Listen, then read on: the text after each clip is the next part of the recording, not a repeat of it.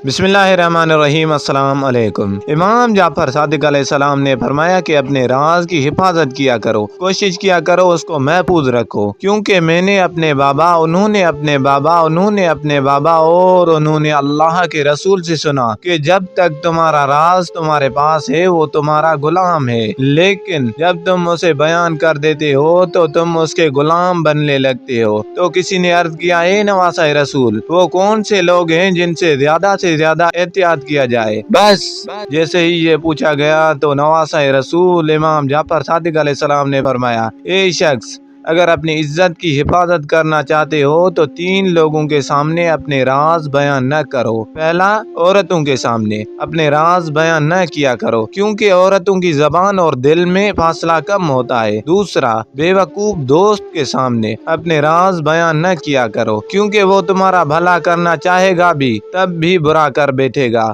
और तीसरा, उस इंसान के सामने राज बयान न किया करो जो झूठ बोलता है। याद रखना, जो इंसान इन 3 लोगों के सामने अपने राज बयान नहीं करता तो अल्लाह उसकी इज्जत को कभी कम नहीं होने देता।